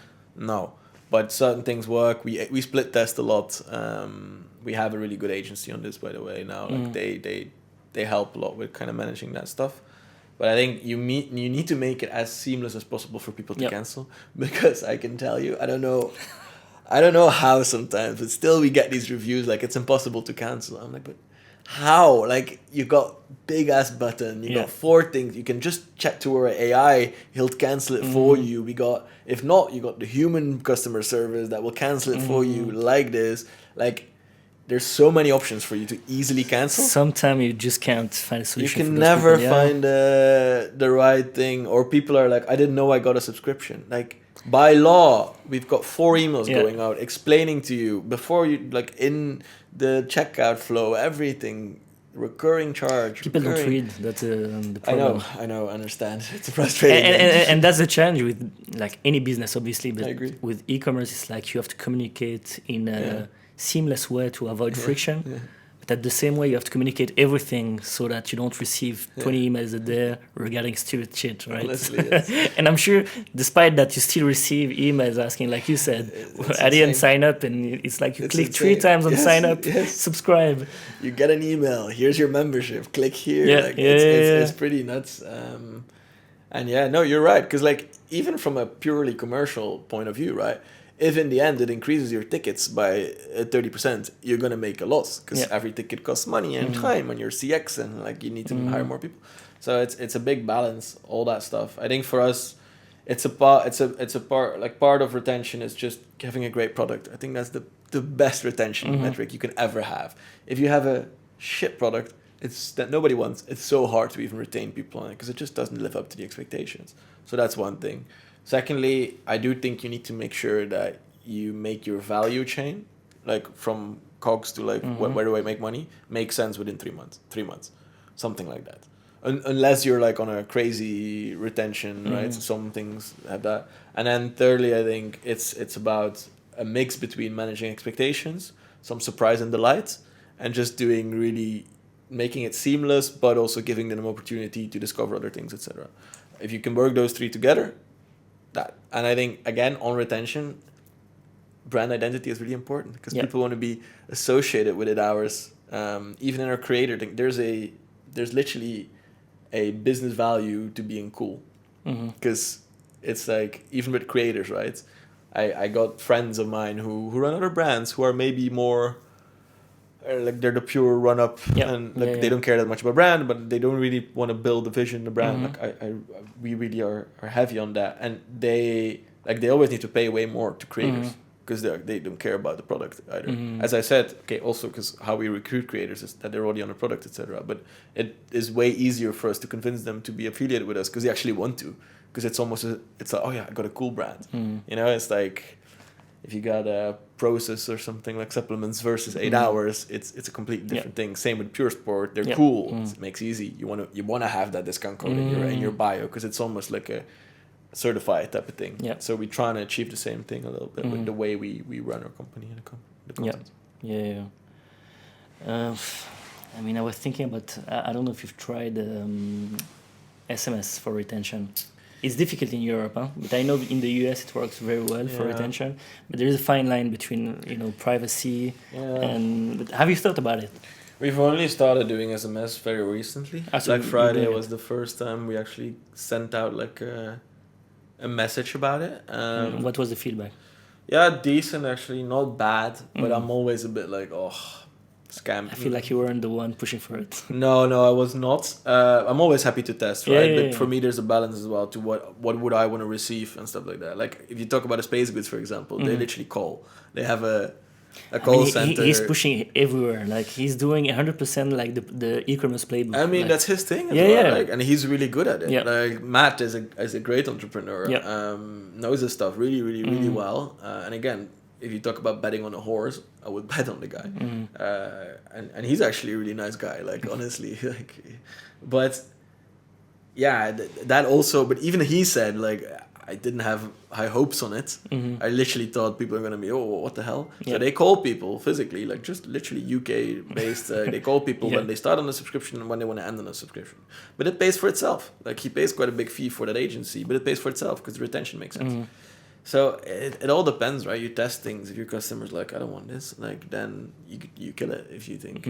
So SMS for retention, we haven't done anything on that. I'm a bit worried because like I don't know if I would vibe. It can be negative, Yeah, I really want to avoid anything that comes across as cheap, because we put so much effort. I know, and you can break and, it. Like, premium and like even from the product to the branding and everything and how we run things. And I don't know. It's like if I'd receive an SMS about stay on this or something, and almost denies the whole thing that we do so much clinical research and stuff like that. I think we have a very different ICP than space goods, for example, which is the middle-aged woman kind of that type of stuff. The packaging. Again, it hits the mark and it stands out for sure. But we have a very different ICP who's very educated and pride. They're quite accomplish. I mean, you're more the Andrew Huberman of supplements. Essentially, yeah. So, but I don't know if an Andrew Huberman reflects well on an SMS. You know what I mean? I like how you're thinking. Yeah, I'm not sure either. Yeah. So it's a thing that we're like baby step testing, but I don't want to like go too full on that channel. But you can't really go all in, especially in Europe, because I know it works well in the US, but different people, right? I want to touch on a screenshot you shared during Black Friday, right? Where you hit 1 million for the year. Yeah. But most importantly, the next screenshot, which was negative 20K, right? 30 now. So how come? I want to touch on that because, you know, everyone and their mom is like, I want to launch an e-com, and they think it's easy and they think it's great margin, which, you know, they just look at the top of it, right? They don't dig deep. They don't realize the CAC and everything that's involved, logistics. And you have an easy product, right? You're not selling beverages or something that can easily break. It's relatively light and small. So why is it negative 20? Is it the CAC? Yeah. Is it the CAC really? Pretty much. Is the CAC so high right now? And especially you have only one product, so your average cart cannot be too high either. You cannot have a bundle. No, there's nothing there, right? And that's a bit the issue. Not the issue, but one of the reasons. I mean, to be honest, it's not the only reason, because it was really from the outset, we wanted this 3 times 8 hour system. That was always there. But one of the reasons, if you're talking again, passion versus business sense, right? One of the reasons is also, we got now 3,500, 3,600 loyal members that are with us. Which is a lot on subscription. Huh? But there's also nothing left to sell them. Because they're already, the best we can do is up funnel them from a 1 month to a 3 month or a 6 months, which might even like actually hurt us because they're getting a way cheaper price. Would they also have stuck at 6 months out? Probably not. So it's a calculated risk, and obviously we get the working capital faster. But after that, there's nothing left to sell. They open the emails, they look at our content, they're super engaged, but there's nothing there. So obviously a next product, mentally, if we do a bit of mental masturbation, it could double the business pretty easily, right? You wish, That's the wish, That's the wish. And then a third one could triple the business, right? And then at least if they cancel sleep, doesn't mean they cancel rise, doesn't mean they cancel focus. You enter a new ICP that cared less about sleep, but more about the morning recovery, like, you know what I mean? So that is definitely something that we're looking at now for the AOV to get that up. But CAC, yes, it is that, but it's also bets we're taking, right? Like, you pay stuff now that hopefully will pay off later, like wages, agencies, like all that stuff. We do know our LTV, right? Like, for us, our guiding metric, if we're looking at numbers, is LTV to CAC. What's the lifetime value to CAC? We know at least bit like 85% that the bet that we make in November, for example, CAC goes up because everybody's Black Friday, everything goes up. We have a very low AOV, so it's nearly impossible for us to acquire at a break even. Like, we always make a loss on the first month, but we trust our retention enough that funnels back, right? And we're not a business like, if we're looking at the business I had with the pillowcases, that is a need to be profitable on first order type of business. It's a one-time sell. Exactly. So that's a completely different way of scaling, because you can't do that, because who says it's ever going to come back to you? Now we're sitting on a year and a half of data. We kind of know how our cohorts behave, so we dare to make that bet. That being said, as I said, also because we have investment, we have more of a runway. These guys expect us to grow really hard. Growth is expensive, like however you want to like twitch it. Our CAC is still quite reasonable versus, for example, a Space Goods, who's still burning cash after quite a long time, and I think reasonably so, by the way. He's growing fast. He's growing really fast. Like, it's feeding the machine, right? Electrolyte. Which he didn't really take off for him anyway. He's kind of rolling that back, but it's a calculated risk. But that also makes me sound like I know exactly what I'm doing, and I don't. Like, it might bite us in the ass, because November cohorts, even if you acquire a lot, they're less sticky, because maybe they were in Black Friday mindset, so they're like, I'm gonna buy this now. So I don't know, but we're also making bets for 2026. Like, all the content production for us costs money. Like all the like the wages, we got a CFO on board. Like all that stuff costs a lot of money, which eats into our bottom line. But we also have long enough of a runway that we know that we can do this for a little bit. And it's also a test. Does it hold up or not? If it doesn't, then we never do that again. But for now, given that we had that financial breathing room, we can now do that. And that's actually even both our angel as our VC was like, like this is very reasonable. A lot of companies burn like crazy. I can't believe the CAC is so high. Yeah, try US. Because like really, because like you said, your product, obviously for a supplement, if you think okay, good margin, etc. It's not super cheap, and I think the positioning wants the price to be that way too. So you would think, okay, with that pricing, you're at least break even. No, never almost. We lose about 8 to 12 euros a subscription, something like, or a thing to get it. I think, again, no, our CPA will sit around that. It depends, right? If it's blended or new. Blended will sit around like 30 to 35. Then you could essentially get near break even. But like on an NCAC, like a new customer acquisition cost type of thing, we're often pushing into 80s. So honestly, that depends a lot. And then it takes 3 months to actually pay that back. But normally we're second order profitable, normally, which is fine in a business like this where more than 55% comes from recurring. So that is our subscription model is is the business essentially, right? So I think the one thing we did well is the first year when I was running it alone, we were very profitable. So I tested the system, obviously at a way like more, more growth, expects more spend, expects more burn. But I know that the system underneath it is viable, right? Essentially, I could pull all marketing spend tomorrow, kill off everything. We're still sitting at over 100K at very healthy margins. So that's quite of a... So we play yo-yo, let's say, with LTV to CAC. Some months we'll push really hard where that goes to 2 to 1.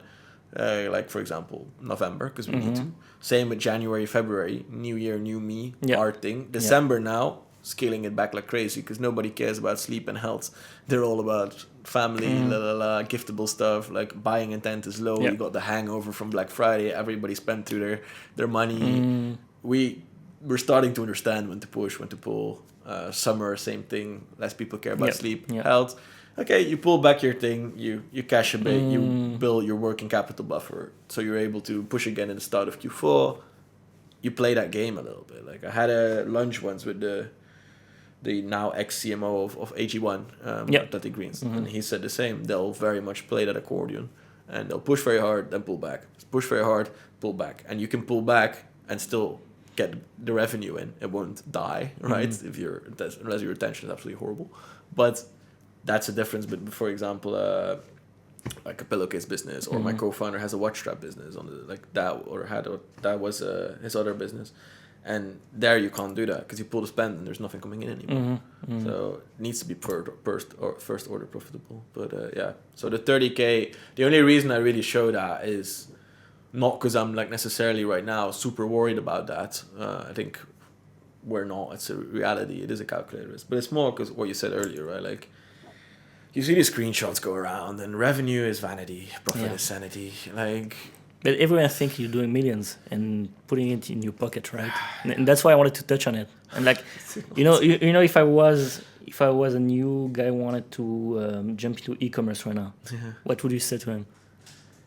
It gets so glorified. That's the issue. And if you're gonna do it just for money, you're not gonna make it. Like, by the way, I'm not naive about this. It's totally fine to want money. Of course, I want money as well. I'm not gonna lie. Of course, I have investors. It's part on of board. it. It's business. Yeah, exactly. Like, it's not just me. Of course, we want an exit or a profitable business that runs. Like, of course, it's part of it. It's fun to run numbers up. You need it. Like, it's your lifeblood. But if you just want money, I should have stayed in law or whatever there. Like, I should not have been doing this. If you don't have a burning passion to build something like this, and if you're not very passionate about the subject and actually helping people into this, And I'm going to add to that, if you don't have a chip on your shoulder, a little bit to prove yourself, because I do think every good entrepreneur, or at least everyone that I've talked to, has some type of need. I'm not saying you got to be toxic to do it, you know what I mean, right? They have some type of little bit of a chip on their shoulder, like I want this vision of burning. Yeah. If you don't have that, don't go into e-commerce entrepreneurship in general. It's money is a means, it's not a meaning, and you're not going to find it there either. And then you're going to end up selling courses. But that's the pattern right now, right? Everyone is doing that. Is the time for dropshipping dead? Look, Again, I'm trying to touch on a point where you have a lot of people knowing nothing about e-commerce, dropping name like dropshipping, and they don't know anything about it, and they think they connect AliExpress, which now is known by everyone, right? Where 10 years ago nobody knew about AliExpress, right? Not as much as today. But is it dead for you? Again, it depends what you want. It's a great working capital business. I think you can still do it somewhat if you find the right niche and you can run it up for a bit. But you're not gonna get any not gonna get any investors. It's a small business. Yeah.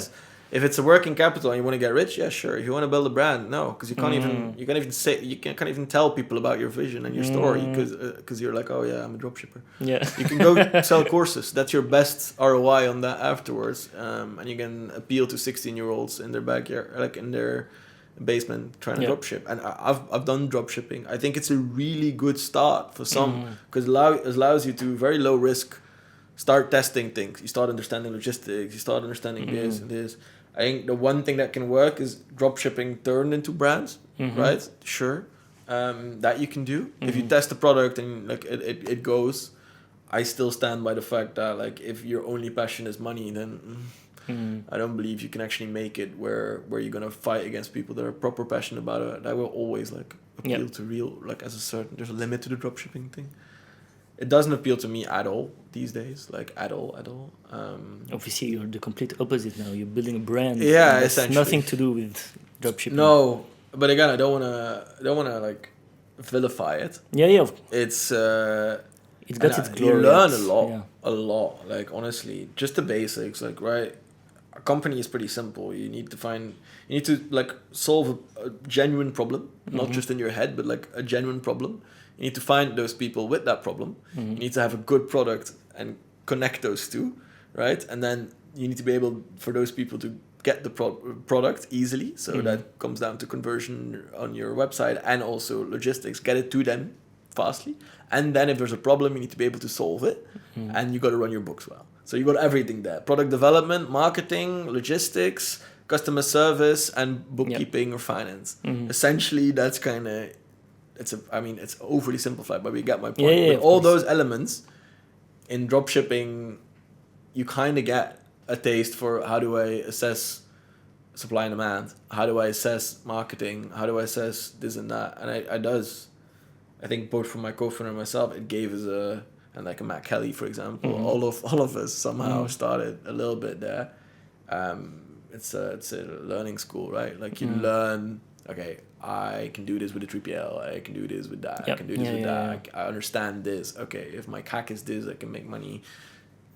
Yeah, but then if you're a real entrepreneur, I think you're getting in a limiting box almost in your life. You get frustrated at that point. I would hate to not be able to share my vision. And I don't mean in a course. I think that's the one thing. Like we share so much value about business and stuff for free, and it will always be that way on YouTube, on our Instas, on our socials, even on the Direct 8 Hours page. Like we show it kind of all. On Sometimes too much info. I feel like Of course, you said nobody can like if you create the moat, which is the brand, nobody can really copy you. No. But sometimes last time I saw you share even the supplier where you produce your supplement. It's like it's a decision, and it might bite us in the ass, but we believe in like showing kind of the full range of things. And for example, like the reason we show suppliers is because we vet them really well, and of course I understand, and then people can go there. Same with our talent, we show who our designer is, who our videographers, they can all go and poach them. But we also make sure that both from the supplier and our talent, they like working with us, and we grow hard. Like they will do, and they won't accept like some kids that come and do like, Saying, hey, can I let's do copy, 1,000 pieces? Yeah. And we do have an agreement with our suppliers, like, hey, don't do the same stuff, essentially, right, with other things. And honestly, if you dig deep enough, there's not that many good suppliers and stuff like that. Yeah. Like, you will find them. You would find, yeah. So Agree. I still strongly believe in what I said earlier. I can give you all the ingredients. I can give you the recipe. It doesn't mean you'll make the sauce taste the same. And honestly, if some kid out there sees that and is like, yeah, and like then actually puts like the same effort that we put into this into something and enough. builds it, then fair enough. Yeah. I'm happy to inspire Get on it. that end. Very happy. If anything, that's kind of what I then bring to the world. These kids doing their own things, and not through like buy my 10,000 euro course and I'll teach you what Facebook Ad Manager is. Like, And how do you feel now that you've raised, I guess you've raised from VCs now, right? both, so angel and VC. I mentioned VCs specifically because obviously it's a bit more pressure than an angel.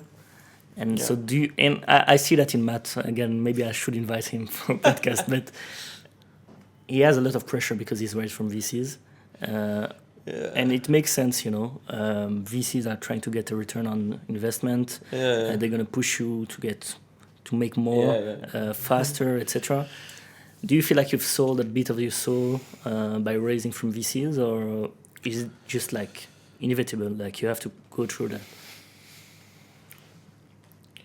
Again, anything I say now could 1 year down the lane not be true. Yeah, of course. But what how I do you mean? feel? That's why the timing right now is interesting.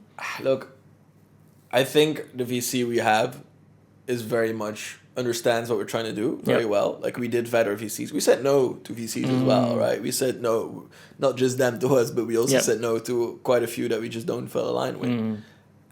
Does that mean that this VC doesn't want a 100x? No, because that's their business. Yeah. But we are very aligned on the fact that we're getting there sustainably, that the time of just running it up with no real profitability inside is over. Look, we could have ran the business up still without that VC money. I think we could still have grown it, but just at one point it's like, okay, do you want a bigger piece of a smaller pie, and it's essentially a cupcake, or you want a smaller piece of a larger pie? Yeah. And I mean, I've gone back and forth with Matt this as well. Some days he'll be really happy about his VC raise, other days he won't. Yeah. It doesn't lock a certain thing, and it is almost, honestly, and I don't mean that like you got to do it for ego, but it is a bit of a like ticket to play. Getting a VC on board, this and that, it helps. They are very ambitious. The one thing I'll say, right, on VC, what you got to realize really, really well, but I think we did, and I think there my legal background did help, because I did a lot of term sheets and stuff in the back. But like, you got to understand that for them, you're one bet, right? They've got 30 or 40, whatever, in their fund, and they essentially don't care which one goes 1,000x. Yeah, they're very aware of the risks. Exactly. They'll very much push you to go way harder rather than go slower. But it's up to you to. They can't do anything. Yeah. They're on a convertible loan agreement. They don't even have equity right now, right? Essentially, I can override anything. Of course, you want to manage relationships, of course, and that's why it's important upfront to already like mention that. Do we feel pressure? Yes, but I think we felt that pressure before as well. Like, that's the thing. But all this, as I said, take it with a grain of salt, because right now numbers go up and things go well. If that turns, if things sour, fine, we'll see. But I think it's important for us to have the balance between VC and angel. Angel is indeed a bit more relaxed. Plus, he's like the guy that we have on board. I don't know if you know Edgar and Cooper. Yeah. Pet food company. So he's one of the founders of Edgar and Cooper. He's done it all before, right? He exited for, I won't disclose the number, but like very high number to General Mills. So he's an operator. He understands where we're at right now in the business, and understands, okay, what can be done and what not. And those two weigh in on each other as well, the VC and the angel, because the VC is those guys are, like, they're great. They're very transparent about the fact, like, we don't know anything about essentially your business, because a lot of VCs will be like, oh, we give you a full team, we're experts. No, they're not. They're VCs, they're finance, money is their issue. Like, you come from there, so you know. I know. Yeah, I knew nothing. You know what I mean. I knew nothing. No, and they were very transparent about that. Yeah. They're like, look, we believe in you guys. We believe in your brand, your vision, we believe in the industry. We see good multiples from a finance background. Your numbers are good. Here's a bag of money. Go solve it. Like, go do some stuff with it. While other ones were like, yeah, you should give us a lower valuation because we give you essentially a fractional CMO and a CFO. I don't really believe in that. Nor do I want people to meddle in our stuff too much. So I think we found a good balance between those two to be seen. How difficult is it to fundraise? And I ask this question specifically in Europe, because obviously the fact that we're in Europe, and also the fact that D2C is not D2C 2015, right? No. So investors are much less interested in investing in e-commerce. So how do you go about that? Obviously, I'm sure there's the brand, etc. But how do you reach out first? And you're gonna tell me you have revenue, it helps. But I'm sure that's not the whole thing, right? No. Again, it's a little bit of a cat and mouse kind of power dynamic play. It was a very interesting process, both from like the human side and the psychological side. Again, it helped that we got the traction with that video. Because essentially, if one or two of them talked about it, it's a very small space. Definitely, D2C is tiny in Europe, London and Germany, essentially. Like. That's it. Like, I would say the Netherlands more than Germany. No, when you see brands like Upfront, for example. I mean more from where the VCs are. Oh okay. No, where the VCs are is very much London and Frankfurt and Berlin. Okay, that's kind of our VC is in Frankfurt, for example, Swiss franc. Like that's it. Like then you got the Jam Jar, 5 Seasons, like the big players, and they all know each other. So if you've spoken to one, they'll intro you to more that was kind of an unlock. And then essentially, you got to create FOMO. You got to have a bit of the laissez-faire of like, well, I don't actually need you. But if you want to go for the ride. It's crazy how that works, right? But it helps, of course, again. If you're burning 200K a month, they will know you need that. Well, if you're actually, look, we're growing 40% a month. We're profitable.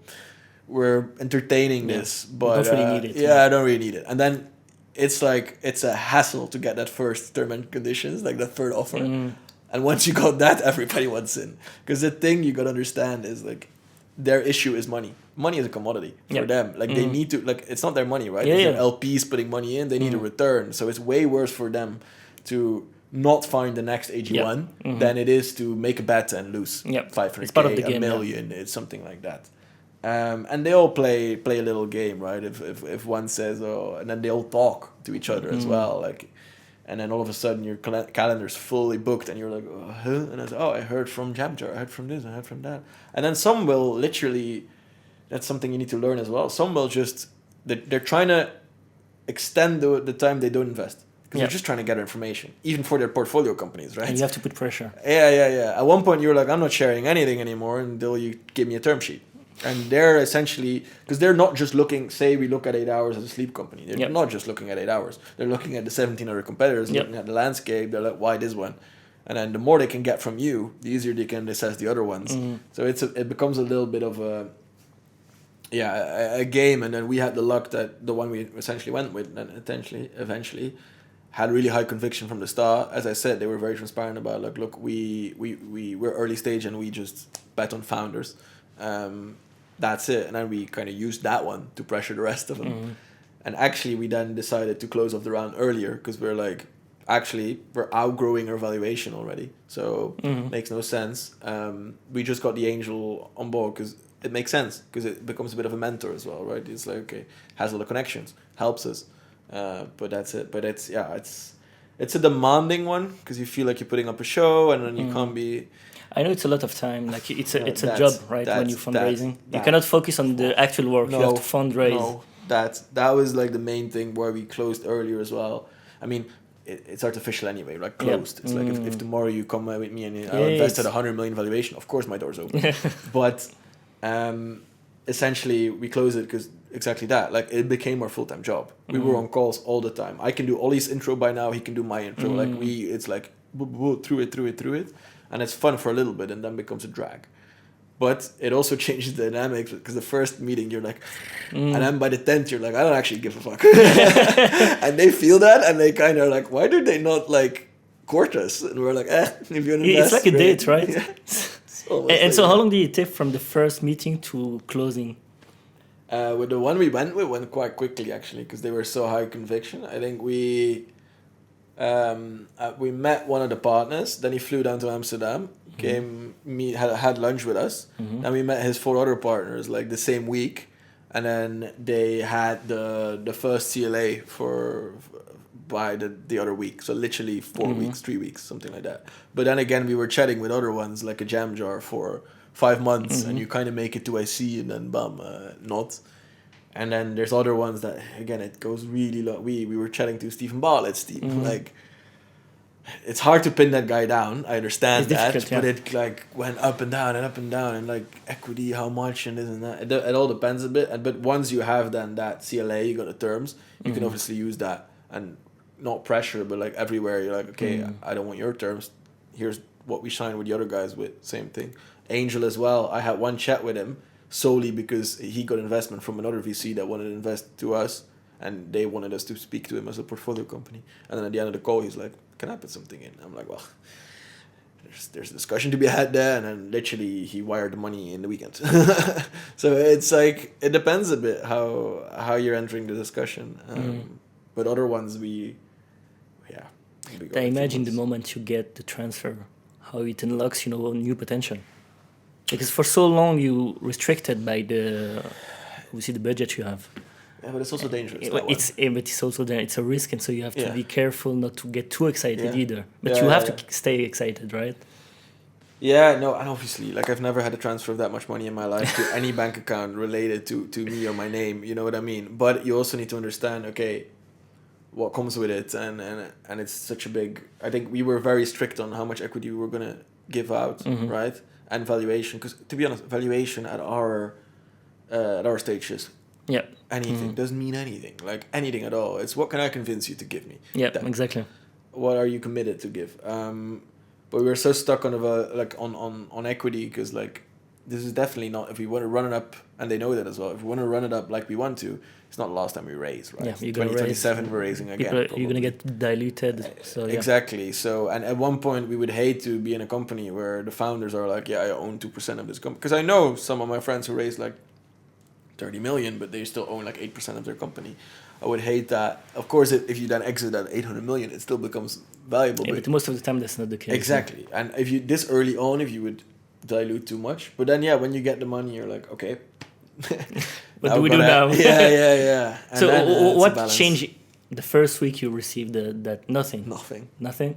You got a nice number on your bank account. You're like, well, you take a screenshot. You went to McDonald's, no? Yeah, literally. That's you take a screenshot and you're like sending it to each other. You're like, whoa, oh my god.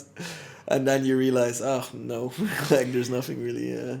If someone came to you today and said, look, we'll give you 10 million and you drop 8 hours, we buy. No, you wouldn't? No, really? Actually, not for 10 million? Not for 10 million. 20? There must be a There's number. a number, of course. But it's not 10 million. It's not 10 right million. now, no. Is it because you love it that much? Both. Because also, because I strongly believe that I can get that at a multiple at one point. And again, we call it actionably delusional. Of course, that sounds delusional, and the odds are against me and all that. I know that. But it's not just, that's not the carrot I dangle that I need to have. Because even if it all goes bottoms up, I love it. Yeah. And like, I don't know, like, again, of course it's hard, like, I'm not gonna lie, it's really hard. It's like really, really hard. You have nowhere to hide. It's hard, but I honestly love it. I've never been more fulfilled than right now. At times I've never been more stressed either. And it becomes that balance between, I have this recovery company and where's my recovery? Yeah. Obviously, but I've never been more fulfilled though, and like, it's really, really enjoyable to do. And I do think, worst case, we walk away with an amazing experience. I don't think we will, burn ourselves in a sense. I think we do things properly, right? Like, even if this doesn't go anywhere, I don't think you can really hold against us that we did super stupid stuff. That's what we're not trying to do. Do extremely stupid stuff. We're definitely not doing it right. We're making mistakes everywhere. But I don't think we're doing big things really stupidly that it could all, like, fire back in our face. We got a great network right now, and there's a lot of ways we could go. I think we've proven that we we're diligent entrepreneurs, right? Like we have skills. So that's always like in my back of my mind. Like, again, money is a means, right? Find a way you can make it and then let go. I'm convinced that in this day and age, I can make money. Like, not necessarily, like, I also don't need, like, if you're telling me you're 10 not million, worried about that. no, 10 million to do what? Like, you know what I mean? Yeah, then what? Then what's what? next? I'll start I get again it, the next day. And okay, then I can fund my own business. But I like this business. I genuinely love the product. I genuinely think we can bring something to the market that hasn't been seen before. There's so many ways we can go into that I don't see. I would just do the same thing. Why would I want to do that with more money? Like, it's kind of like, what does success looks like to you? And I feel like success looks like to you being the Nike of supplements. Pretty right? much. Yeah. And that's what makes it exciting. Yeah, and exactly. makes it that you wake up every day Yeah. and rise, right? Yeah, So makes sense. I understand, because you would get the money, you wouldn't change anything. You would create a 8 hours bis. So 9 hours. yeah, exactly. No, but honestly. Yeah, but I understand. Yeah. That's the thing, and exactly what you say, right? Like, it isn't about that. Like, you need to be careful to kind of, that you're giving up what you want for something you think you want, like the money, and then, oh no, what I actually wanted was building, and like, and obviously, don't get me wrong, in the beginning, when it's all like, when I just quit my job and I had no income, we didn't take income all year this year, we're only starting to pay us next year.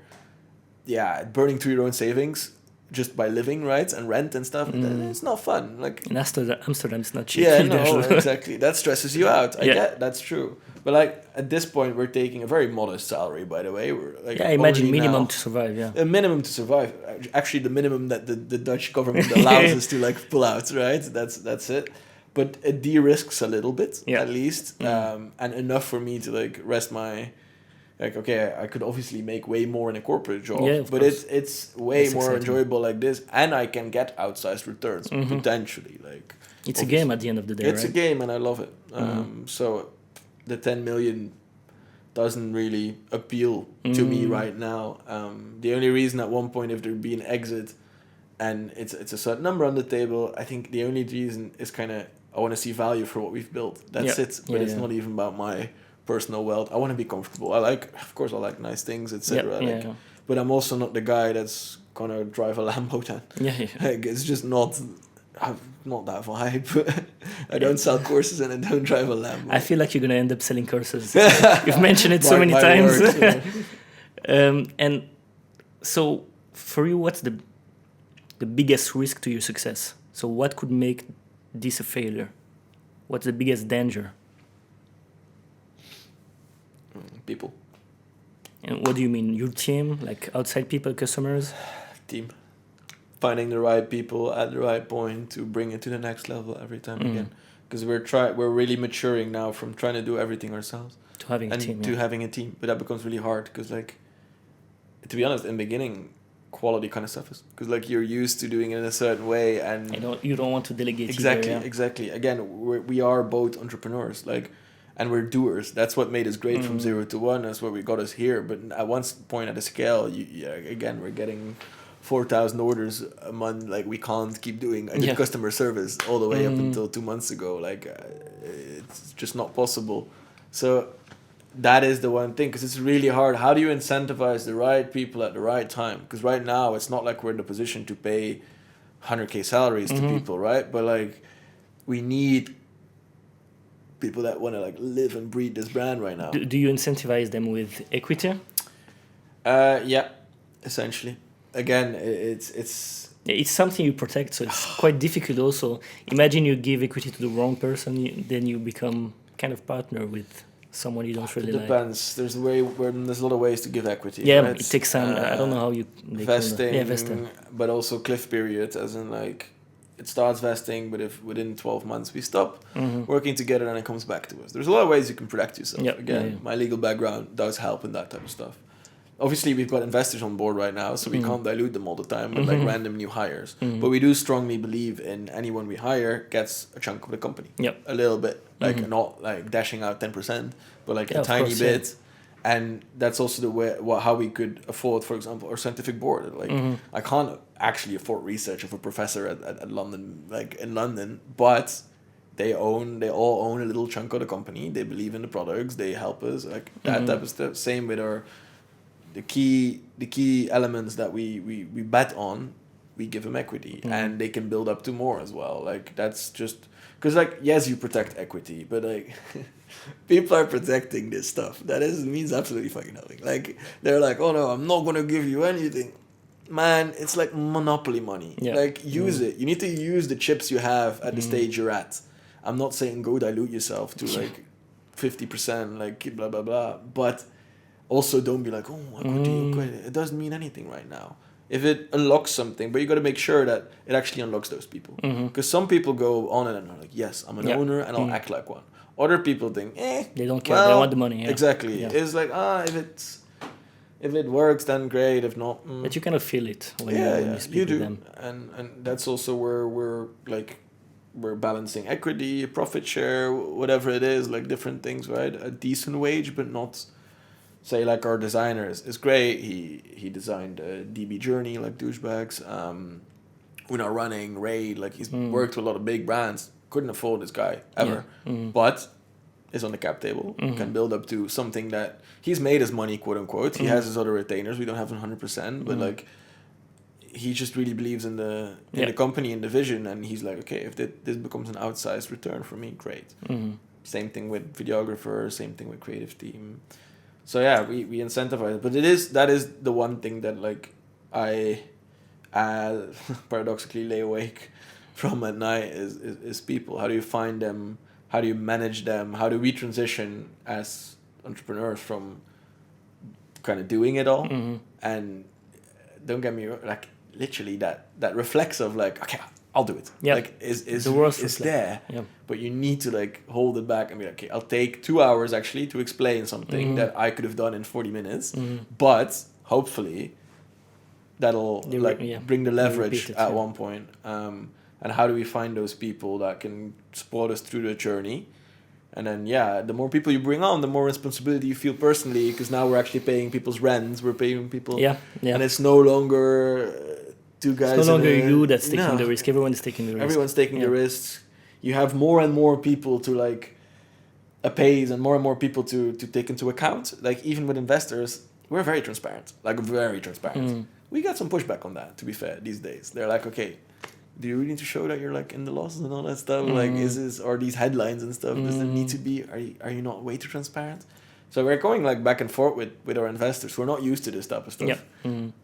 We're trying to stand our ground, but we also see their point, right? Like at one point, it's really easy to be transparent if you got two eyeballs watching you. Now we got more and more people kind of watching, so it becomes a bit more of a challenge to, do our own PR, I guess, and we can't just throw around heavy headlines like "We're going to be bankrupt next month." It's a bit scary, Yeah, it's a bit scary, and as you said, competitors are watching as well.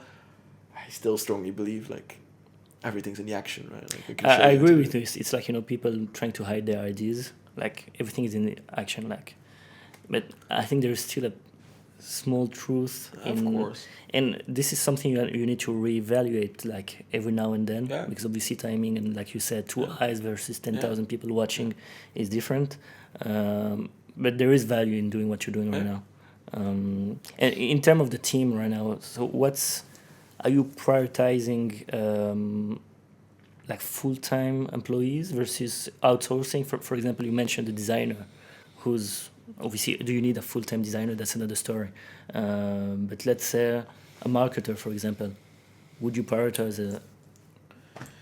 We look at it on a case-by-case basis, and we look at what fits in that, and also how does that person then act on a freelance basis versus on a full-time basis. Because the one thing we've learned, like obviously with freelancers, it's easier to get them out in. They're more flexible. Especially in Europe when you sign the contract. That's a bit the issue. I'm not gonna lie. So it's a big bet, and like it's way more expensive than you think to hire, right? If you put someone on a 50K salary, that'll cost you 80K to actually employ. Even 100 maybe. So honestly, yes. But like, again, I'm looking at it with an incomplete image, because I'm only now in January starts the first full-time employee, but I do think there's value in, like, say we work with freelancers, like we have for creator, etc. But then they work for a day a week, and then they're thinking about another brand the next day, and then another brand the next day, another brand the next day. Also, there's cross-pollination, which can be perfect, but also not perfect. As in, like, oh, that creator worked well for those guys. I'm a plug that for the other brand. Yep. So for key roles, key bets, we're trying to keep things in-house right now, and also lock them to us a bit more. So it's again, anything in the company, and I don't just mean marketing campaigns, we split test. So we're going to split test this one as well. It's way easier to do freelance, either offshore, this and that. But then again, you can do agency as well. We've got so much bad experience with agencies. It's a whole other ball. Don't get me wrong, there's great agencies out there, of course. but you gotta find them. And it's not easy. The bad ones make the bad publicity, right? Honestly. So, I don't know. I strongly believe in having, like, I want people really bought into this vision. And I don't mean that, like, working weekends, etc. I'm not expecting you to be a founder, but I'm expecting you to put it on the line for this. Like, you're at a stage of the business where we need that. We give you equity that can change your life, essentially. Like, if all goes to plan, which big if. But then I want full-time dedication. I want you to think, wake, like, you know what I mean? Like, if you're in the shower getting those ideas, I want those to be linked to 8 hours, not to one of your other freelance projects. So I believe in that, because I strongly believe in the fact that, and this goes on personal as well, balance is a dividend from leverage. And in the beginning, you have no leverage. So there's no balance. So that's also what we tell our employees. It's like, and I'm not saying like work it in the middle of the night. Like, I don't want to install that. Like, people need their sleep. I completely understand that. But it's all gas. Like, through the day and that type of stuff. And we want you to be bought into the vision at least. Like, don't come here and be a button pusher. Like, there's no middle management, there's no nothing. You own your vertical and you own it from start to finish, but there's also nowhere to hide. Right? And if you're the type of person that enjoys that direct feedback loop, you're going to thrive. If you're the type of person that needs a lot of structure, that needs a lot of one-to-ones, that needs a lot of stuff, then you're just not gonna like thrive well. And I don't mean that as in like you're a bad employee, but more like the fit there doesn't. So ask me again in a year whether I want full-time employees, but for now I kind of have that vision. I mean, the timing makes it difficult for you to answer that question, to be honest. Many of these things, of course, like the dots connect. Was it Steve Jobs? The dots connect in retrospect, but never going forward. I think that is a general. And as I said earlier, like, and I don't mean this in like an arrogant way, but it's idiots all the way up to the top. Like, you assume that somebody somewhere in the back room has the ideas and the solutions, but really not. Like, not the guy. If you really like double click on people that have like done 100 million X businesses or even this, they are just winging it as well. Like, a lot everyone is fronting until it works. Everybody's fronting. And then if you ask, like, even at Nike, for example, the agency that ran their ads, even if you ask them, like, they're not sure. Hey, why does this work? They're gonna tell you a story, 100%. Yeah, they're gonna try and like, but they don't know. But they don't actually know. There's broad guidelines of how to do things, of course, but it's definitely not one size fit all. And I'm still, or I'm the dumb one, but I still have yet to find anything that I'm like 100% convinced on. 1 + 1 is here, clearly 2. It's a very vague gray zone, twilight zone kind of most of the things we do. Okay, all right. Any last words?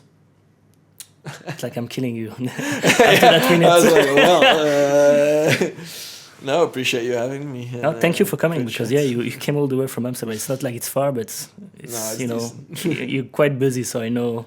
I appreciate your time. No, I appreciate the super interesting, honestly. Is that a keychain? That is a keychain. All right. What do I need to do to get that keychain? You'll get one. Really? Yeah. Great. Perfect. Thanks, Mathias. Cheers, Joey. On est bon? Yes. Here we go.